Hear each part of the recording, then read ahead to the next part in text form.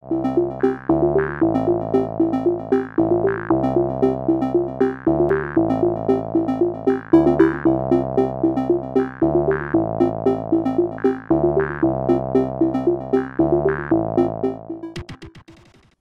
pessoal, esse é o programa Painel da Cidadania, o programa que tem como objetivo contribuir para a formação da cultura cidadã.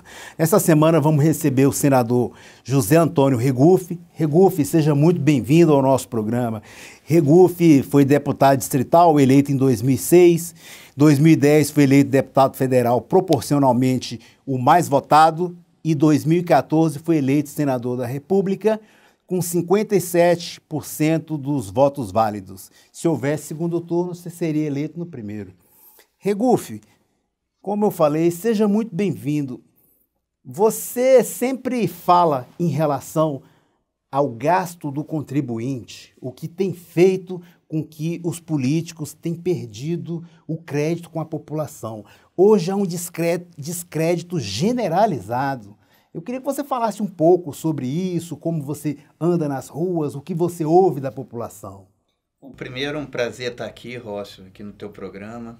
Quero também dar um abraço nos teus telespectadores. As pessoas me tratam com muito carinho, acho que é um reconhecimento aos meus mandatos e à minha trajetória. Agora, a política vive um momento muito ruim, um momento de muito descrédito, e não é para menos, porque os escândalos são muito grandes. Há uma série de desvios do dinheiro do contribuinte que precisam sim ter uma indignação e ter uma repulsa por parte das pessoas de bem desse país. Agora, as pessoas não devem desacreditar da política, mas sim elas devem cobrar punição aos maus políticos. Verdade. Inclusive, um dos objetivos do programa é esse. É transformar a nossa democracia de apenas representativa para uma democracia participativa, que as pessoas participem, cobrem das pessoas às quais elas ajudaram a eleger e está lá representando elas. A gente tem hoje uma questão de representação que a gente não se sente representado. A gente viu no Congresso Nacional agora, quando a Câmara votou a questão da denúncia contra o Temer apresentada pela Procuradoria. Eles não levaram adiante essa denúncia por conta de barganha. Barganha política, a gente viu uma barganha descaradamente, aí nós na televisão, nos principais jornais, em toda a mídia a gente viu isso daí. Como é que você gostaria de falar desse balcão de negócio, dessa coisa suja em relação a essa denúncia, a qual o presidente falou? Porque ele entra em contramão. Quando ele fala de austeridade para a população, fala de austeridade, o aumento do salário mínimo já não vai ser mais o mesmo que necessitaria ser. Será R$10 a menos. E, no entanto, ele fez uma barganha tremenda, dando emendas para deputados em troca desse apoio. Como é que você vê essa questão, Regufe? Rócio, eu fiz um pronunciamento na tribuna do Senado, eu fiz um discurso no plenário, justamente falando disso. Eu não tenho dois pesos e duas medidas. O que valeu para mim no governo do PT, continua valendo agora. Então eu considero uma vergonha essa votação na Câmara dos Deputados, que acabou obstaculizando a apuração por parte do Supremo Tribunal Federal e a análise por parte do Supremo Tribunal Federal dessa denúncia contra o presidente Michel Temer. A decisão da Câmara foi absolutamente inaceitável, uma denúncia gravíssima, e a Câmara simplesmente paralisar com uma decisão política e uma denúncia contra o presidente da República e não deixar o Supremo Tribunal sequer analisar essa denúncia, porque ali sequer era a condenação do presidente. Ali era simplesmente para que o Supremo Tribunal Federal pudesse cumprir o seu papel constitucional de analisar essa denúncia. Então, a decisão da Câmara foi uma decisão absurda, foi uma decisão, na minha concepção, inaceitável. Como eu te disse, eu não tenho dois pesos e duas medidas. O que valeu para mim no governo do PT continua valendo agora. E considero que o governo do presidente Michel Temer fez com os deputados, fez com os parlamentares, é algo inaceitável também. É inaceitável a decisão e é inaceitável a forma como a decisão foi conseguida.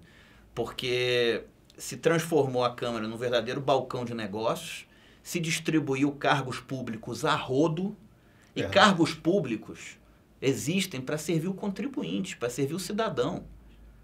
Não são para comprar deputados, para mudar a consciência de deputados, para fazer com que deputados votem algo que não votariam se não tivesse esses cargos. Então, acabou que prejudicou dos dois lados, porque fez com que os deputados votassem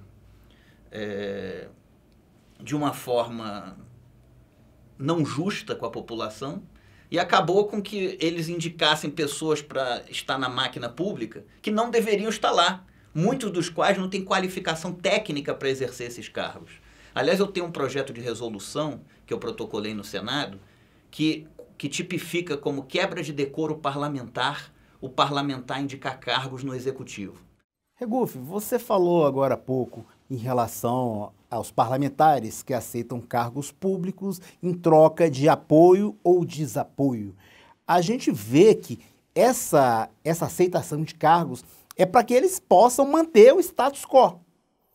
Eu ouvi também um discurso seu na tribuna do Senado que você questionava a proposta de reforma política, você até falava que era melhor os parlamentares criar um artigo para que eles fossem eleitos eternamente. Então a gente vê que essa necessidade da manutenção do status quo é visível.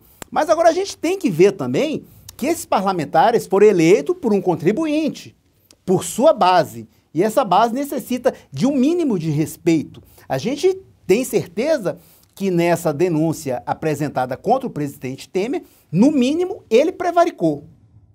Você concorda comigo que ele prevaricou ao receber um empresário ali, ouvir do empresário que o empresário estava pagando dinheiro para manutenção de uma pessoa ficar calada? Você concorda comigo que ele prevaricou e que a denúncia foi gravíssima e necessitaria de uma investigação mínima? Foi o que eu falei da tribuna do Senado. A denúncia é gravíssima. E não é só aquilo, não. Não é só esse fato. Há uma série de outros fatos que reforçam esse fato. Então, na minha concepção, ele não tem como continuar como presidente. Agora, o mínimo que a Câmara deveria fazer é permitir que o Supremo Tribunal Federal cumpra, que ele cumprisse o seu papel constitucional e que ele pudesse analisar a denúncia. Então, a Câmara obstaculizar a análise por parte do Supremo Tribunal Federal dessa denúncia é algo que eu não tenho como concordar e não posso aceitar. Verdade. Agora, outra coisa, Regufe, as eleições de... Esse governo, para mim, é um desastre político e moral. Como te falei no início, volto a dizer, eu não tenho dois pesos e duas medidas. O que valeu para mim no governo do PT, vale agora também. Isso é importante. Uma coisa, Regufe, a gente está vendo aí as eleições de 2018 chegando, alguns pré-candidatos já estão se mobilizando. Eu queria saber como você está se posicionando em relação a isso. Quem você gostaria de apoiar nas eleições de 2018? Qual candidato a presidente levaria o voto do Regufe nesse momento? Eu não sei nome, eu te digo o perfil. Que fosse alguém honesto de verdade e que fizesse uma reforma do Estado. Hoje o Estado brasileiro ele não serve ao contribuinte. Hoje ele serve às máquinas dos partidos políticos, ele serve a grandes empresários e ele serve a corporações. Mas ele não serve ao contribuinte, ao cidadão. É como se o Estado fosse sequestrado ou apropriado por essas forças. Então, por exemplo, enquanto a França possui 4.800 cargos comissionados, os Estados Unidos inteiro possui 8.000, o Brasil possui 25.000 cargos comissionados quase. Isso só na administração direta. Então, não dá para aceitar isso. Então, a gente precisa retomar o Estado para o cidadão. É como se o Estado existisse hoje não para servir o cidadão e devolver serviços públicos de qualidade a ele. É como se o Estado existisse hoje para construção e perpetuação de máquinas políticas. Então a gente precisa fazer uma reforma do Estado, a gente precisa de um Estado mais enxuto, mais eficiente, que introduzisse meritocracia no serviço público, que introduzisse sistema de metas e resultados, que avaliasse desempenho, que premiasse desempenho. Isso precisa ser feito. Ou seja, você precisa fazer uma grande reforma do Estado. O Estado que quer cuidar de tudo, ele não cuida de nada bem feito. O Estado tem que concentrar os seus recursos em saúde, educação e segurança e fazer isso bem feito. É preciso ter prioridade. Entendi. E fazer isso bem feito e devolver serviços públicos de qualidade para a população nessas áreas. Hoje, quando uma pessoa vai no hospital público, ela sofre. Então, para mim, isso é uma falta de foco do Estado, é uma falta de critério por parte do Estado. Então, o Estado tem que ter mais critério na hora de se gastar cada centavinho do dinheiro público. Essas denúncias que eu faço, esses discursos que eu faço, agora denunciando essa quantidade de voos de avião da FAB, todo final de semana, ministro indo de avião da FAB para os estados, ou seja, uma festa, carro oficial para todo mundo. Então, isso eu não tenho como aceitar. Então, nós precisamos, eu não tenho como te dizer um nome, mas eu quero ver um presidente que seja honesto, um presidente que faça uma reforma do Estado, que faça com que nós tenhamos um Estado mais enxuto, mas mais eficiente, que sirva o cidadão. E quero ver um presidente que introduza uma nova relação política com o legislativo, que faça também na política uma nova forma de se fazer política. Acabe com esse toma lá da cá. Se a pessoa quiser participar da gestão do governo, ela tem que participar com ideias, com propostas de políticas públicas para o cidadão e não querendo cargos no governo. Hoje o parlamentar chega lá, aqui tem 200 cargos. Ah, mas o que essas pessoas fazem? Qualquer coisa. Mas qual é o perfil dessas pessoas? Qualquer um. Ou seja, como se o Estado fosse um fim nele mesmo. Ou seja, o objetivo é só empregar essas pessoas. Não é devolver uma política pública para o cidadão. Como é que o parlamentar tinha que participar? O que você quer fazer para a sua cidade? É um posto de saúde? Então vamos lá, a gente constrói o posto de saúde e dá a paternidade ao parlamentar. Mas a população tem um benefício, tem uma política pública, tem um posto de saúde. Hoje não. Hoje o parlamentar chega lá que precisa empregar essas pessoas, que são meus cabos eleitorais. Então, a gente precisa devolver o Estado para o cidadão, para quem paga impostos caros, para esse Estado existir. Verdade. Você falou aí agora, Regulf, em relação aos remédios, falta de remédios. A gente vê que é um tema muito recorrente nos seus discursos, que no Brasil os impostos remédio é muito alto em relação a outros países. E as pessoas aqui sofrem por conta do alto imposto do remédio para poder fazer o tratamento de alguma coisa. Como é que anda isso daí? Eu vi que você protocolou esse projeto de redução de impostos e o melhor seria até acabar, não é mesmo? Seguinte, Rócio, eu na minha primeira semana como senador protocolei 9 PECs. 8 sobre reforma política e essa PEC, a PEC 2 de 2015, que proíbe a tributação sobre remédios de uso humano no Brasil. O correto seria o governo distribuir remédios gratuitamente para toda a população. Quando alguém precisasse de um remédio, a pessoa ter esse remédio. Então, o correto seria o governo distribuir os remédios gratuitamente para toda a população. Mas na impossibilidade financeira do governo distribuir os remédios gratuitamente para toda a população, o mínimo que o Estado brasileiro deveria fazer é não tributar esses remédios, para tornar os remédios mais acessíveis à população. A Inglaterra não cobra impostos sobre remédios, o Canadá não cobra impostos sobre remédios, a Colômbia não cobra impostos sobre remédios. No Brasil, 35,7% do preço de um remédio são apenas impostos. Não dá para aceitar isso. Hoje, existem famílias hoje que gastam mais de R$3.000 por mês com medicamentos de uso contínuo. Isso é a vida real das pessoas. Então, o que cabe ao Estado brasileiro? No mínimo, é tirar os impostos dos remédios, proibir que se tribute remédio. Ah, mas tem problema de caixa. Aumenta de outras áreas. Aumenta de bebida, aumenta de cigarro, aumenta de automóvel. Mas tributar remédio, que é algo que ninguém compra porque quer, mas compra porque precisa. É verdade. Então é algo... E tem várias incoerências aí. Por exemplo, remédio de uso humano tem uma tributação no Brasil de 35,7% sobre o preço do remédio. Remédio de uso veterinário, nada contra animais, pelo contrário. Mas remédio de uso veterinário é 14,3%. O que explica remédio de uso humano ter 35,7% de imposto e remédio de uso veterinário 14,3%? Então, o que eu fiz? Apresentei uma PEC, enquanto legislador, para que fosse proibido a tributação de remédios de uso humano. A PEC foi aprovada, a senadora Simone Tebet foi a relatora na Comissão de Constituição e Justiça do Senado, fez um parecer favorável. A Comissão de Constituição e Justiça do Senado aprovou a proposta de emenda à Constituição, aí foi para o plenário e está aguardando há um bom tempo para ser colocada em votação no plenário e, infelizmente, não é colocada. Regulfo, agora... Apesar das minhas cobranças insistentes da tribuna do Senado. É verdade. Regulfo, no seu primeiro dia de senador, você tomou posse, você protocolou pedido para que você não fosse incluído no plano de saúde do Senado, que você ia optar pela previdência do desculpe, pela previdência do INSS por conta de economia para o Estado. Você gostaria e você está sendo tratado como um cidadão comum. Porque um país onde a saúde pública é precária, não dá o atendimento necessário para as pessoas. Você abdicar de um plano de saúde é bem algo assim, fora do costume que a gente vê nos parlamentares.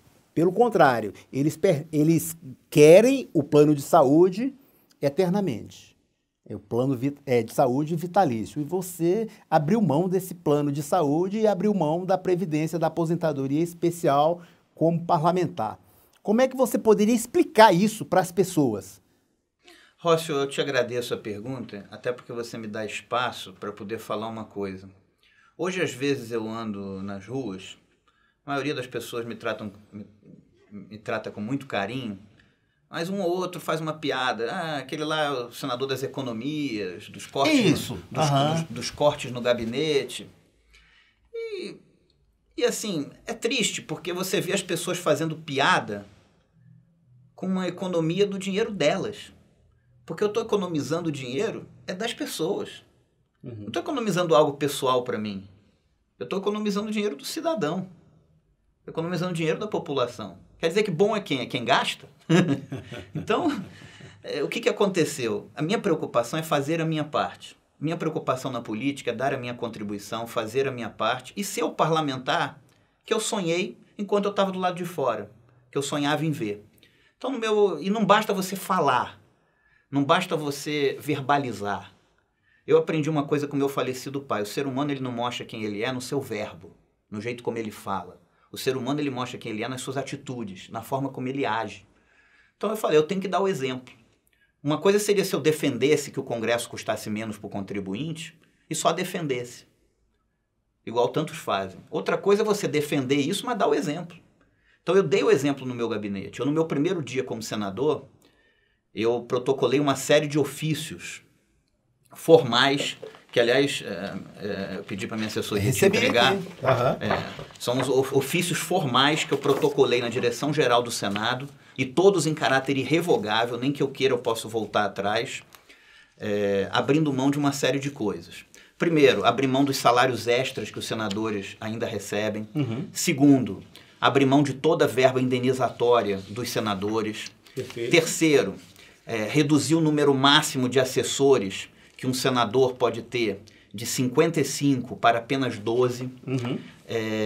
Quarto, reduzir a verba para o pagamento de assessores para menos da metade do que um senador tem direito. Abrir mão também do carro oficial, que os senadores têm direito. Abrir mão da aposentadoria especial de parlamentar e fiz a opção formal por continuar contribuindo para o INSS. Eu só vou ter direito ao INSS de aposentadoria, não tenho outra aposentadoria. Abrir mão do plano de saúde vitalício dos senadores, fui o primeiro senador na história a abrir mão. E olha que você precisou da assistência à saúde. Com esses cortes que eu fiz no gabinete, eu gerei sozinho uma economia direta aos cofres públicos de 16 milhões e 700 mil reais. Isso nos 8 anos de mandato. Como elas foram feitas em caráter irrevogável, essas medidas, já é uma economia já feita. Então, nos 8 anos, a economia será aos cofres públicos de 16 milhões e 700 mil reais. Se ela fosse repetida por todos os outros senadores, pelos outros 81 senadores, se você multiplicar 81 por 16 milhões e 700 mil reais, você vai ter uma economia aos cofres públicos de 1 bilhão e 300 milhões de reais. Isso não é pouca coisa. Não é e é o mesmo. dinheiro do contribuinte. A tese que eu defendo e que eu pratico no meu mandato é de que um mandato parlamentar pode ser de qualidade, custando bem menos para o contribuinte do que ele custa hoje. E não adianta só eu falar, eu tenho que dar o exemplo. E foi isso que eu fiz no meu mandato desde o meu primeiro dia como senador. Claro que para mim é muito mais cômodo colocar mais 43 pessoas no gabinete, eu teria mais 43 pessoas felizes comigo, mais 43 pessoas para me defender na internet. Mas é correto isso com o contribuinte? De forma nenhuma. Não é correto. Uhum. Então o dinheiro público, a existência de um poder legislativo é importante. Não existe Estado democrático de direito sem existência de um poder legislativo forte e atuante, mas para ele ser forte e atuante, ele não precisa ser gordo e inchado como ele é hoje. Então nós precisamos reduzir o custo dele para o contribuinte. E não adianta só eu falar, eu tenho que dar o exemplo. Por isso, eu adotei essas medidas no meu gabinete, no meu primeiro dia como parlamentar, e apresentei projetos. Essas medidas que eu tomei no meu gabinete, eu também fiz projetos de cada uma delas para que tente que aquilo vire regra. Pelo menos eu estou dando exemplo e provocando um debate sobre isso na população, gerando uma massa crítica na sociedade sobre o custo de um mandato parlamentar. Agora, você me dá uma oportunidade pelo seguinte, Rócio. Algumas pessoas, de forma muito maliciosa, se aproveitando que a maioria das pessoas não acompanha o dia a dia isso do que eu Senado. queria ouvir de você. Algumas pessoas se aproveitando da falta de informação e de que algumas pessoas não acompanham o dia a dia do Senado, ficam dizendo assim, o Regufe, é um mandato, ele economiza, mas não faz nada. Isso, exatamente. É uma pergunta que as pessoas sempre estão nas rodas de debate, grupo de WhatsApp. O que mostra a desinformação das pessoas. Ótimo. O que mostra a desinformação das pessoas sobre o dia a dia do Senado. Primeiro, a economia não é pouca coisa. A economia é 16 milhões e 700 mil reais de economia aos cofres públicos só no meu mandato. Então não é pouca coisa. Então não adianta as pessoas quererem minimizar as economias, exato, como se isso fosse uma pouca coisa, porque eu acho que um exemplo vale mais do que 1000 palavras. Sem dúvida. E o que a população precisa hoje na vida pública desse país é de bons exemplos, que infelizmente a vida pública desse país não está oferecendo à população brasileira. Agora, o meu mandato é muito mais do que economizar. Eu apresentei, como já te falei, uma série de PECs, de propostas de emenda à Constituição, apresentei uma série de projetos, estão aí tramitando, inclusive um projeto que agora está em pauta, pronto para ser aprovado, um projeto que permite que os projetos de iniciativa popular sejam feitos por assinatura eletrônica, sem sair de casa, a pessoa possa fazer, da sua casa, assinar um projeto de iniciativa popular para que ele tramite no Poder Legislativo, entre vários outros projetos. Um projeto que proíbe o BNDES de financiar projetos no exterior. O BNDES gasta o dinheiro do contribuinte brasileiro em projetos no exterior. Então, eu tenho uma série de projetos. Aqui a PEC que proíbe a tributação sobre remédios, as minhas PECs sobre reforma política, que proíbe que parlamentares possam se reeleger mais do que uma única vez, que possibilita candidaturas avulsas sem filiação partidária, que introduz o voto distrital no Brasil, que introduz o voto facultativo, que proíbe que alguém se eleja para um cargo legislativo e depois vai ocupar um cargo no executivo. Hoje a pessoa se elege deputado, depois vai ser secretário, depois vai ser ministro e acha que está tudo bem, está tudo normal. Que cria o sistema de revogabilidade de mandatos. Então eu tenho vários projetos, tem meus votos. Cada votinho que eu dou, eu estou representando quem votou em mim, estou dando minha contribuição. Aí, mas a pessoa chega e fala assim, mas você economizou, você fez tudo isso, apresentou projetos, votou, faz discursos belos, mas e que mais? Como se nada disso fosse algo importante. Mas tem, por exemplo, minhas emendas ao orçamento. Exato, eu queria saber onde você está colocando essas emendas. Hoje, Rócio, uma das principais funções de um parlamentar, a partir do momento da aprovação do orçamento impositivo nas emendas parlamentares, uma das principais atribuições de um parlamentar são as emendas ao orçamento que ele faz. Porque a partir do momento que elas têm caráter impositivo, o governo é obrigado a executar, ela se torna algo que você destina recursos e ela vai para o cidadão. Então é preciso ter critério. Tem muitos parlamentares que colocam esses recursos em shows, em festas, em eventos, em obrinhas. As minhas estão todas na saúde, educação e segurança, que são as áreas precípuas da atuação do Estado. O que eu defendo para a atuação do Estado, eu dou exemplo no meu mandato. Hoje tem remédios para câncer e para várias doenças crônicas na rede pública do Distrito Federal que estão lá por causa de uma emenda minha ao orçamento da União. Agora, se a pessoa não quer considerar como algo prático remédios para câncer, ela não vai considerar nada prático, porque ela não está disposta a reconhecer uma virtude no próximo. Ela não está disposta a reconhecer uma virtude num político. Agora, eu estou fazendo a minha parte. Eu estou fazendo a minha parte, estou honrando quem votou em mim. E me orgulho, Rossi, de tudo que eu escrevi no meu panfleto de campanha. Isso é muito raro, infelizmente, na política hoje. E é triste, porque isso é uma obrigação apenas de um parlamentar. Mas tudo o que eu escrevi no meu panfleto de campanha, ponto por ponto, eu cumpri tudo. Ótimo. Maravilha, Regufe. Lembrando a você de casa que você pode participar conosco através do paineldacidadania.com.br ou através do nosso WhatsApp 6199-811-4665. Você pode rever esse programa e outros solicitando através do WhatsApp ou através do nosso site.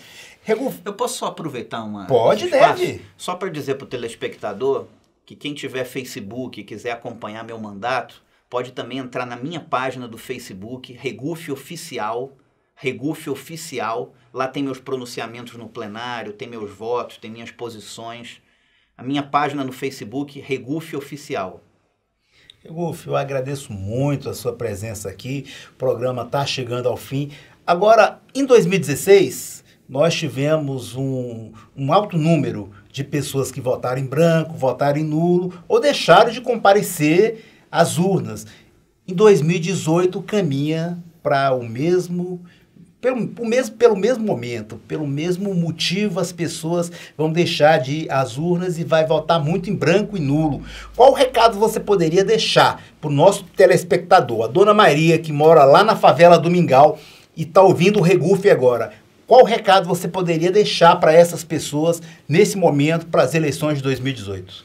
Rossi, eu sei que a moda é dizer que não vai votar em ninguém, dizer que vai votar nulo.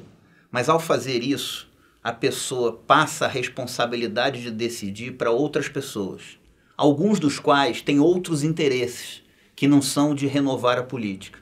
Então, meu conselho para as pessoas de bem, para aquelas pessoas para aqueles cidadãos que querem ver uma política diferente, que estão nos ouvindo, é que escolham muito bem quem votar. Escolham gente nova, gente que nunca teve mandato, mas que queira dar uma contribuição, um período só, não ficar na política para a vida inteira, não, queira entrar, dar uma contribuição, cumprir com a sua responsabilidade.